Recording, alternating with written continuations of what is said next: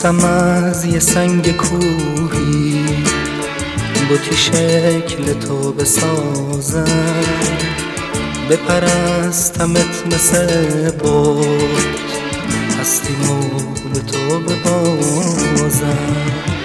رگای آبی دستم قدرت و غیرت و خون داشتی، شب و خبر نداشتم اما پنجه هم ناخون داشت.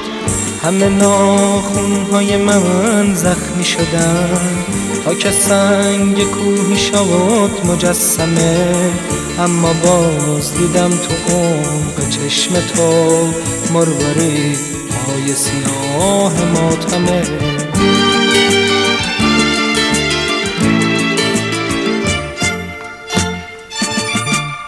مثل آینه دق تا نشستی رو برون، پنجه هم زخمی شدن رسیدم به آرزوم. ای بت سنگی من نمیخوام بشکنمت، تن من تباه شده تا رسیده به تنت.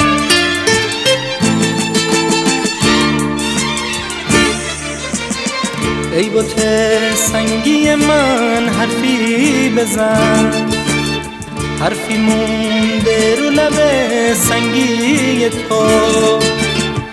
بگو هرچی حرف ناگفته داری، قد آسمون دلتنگی تو. همه ناخونهای من زخمی شدن تا که سنگ کوهی شد مجسمه، اما باز دیدم تو عمق چشم تو مروارید پای سیاه ماتمه.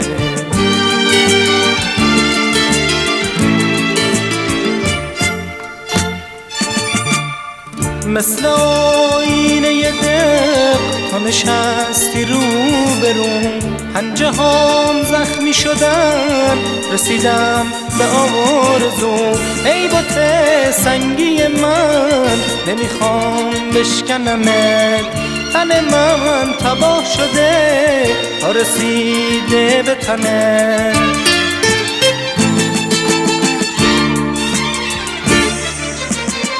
ای بت سنگی من حرفی بزن، حرفی مونده رو لب سنگی تو. بگو هرچی حرف ناگفته داری، قد آسمون دلتنگی تو.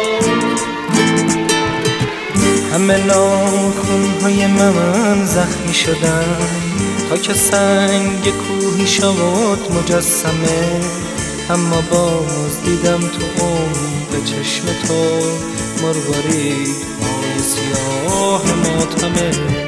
همه ناخونهای من زخمی شدن تا که سنگ کوهی شد مجسمه، اما باز دیدم تو عمق چشم تو مروارید پای سیاه ماتمه.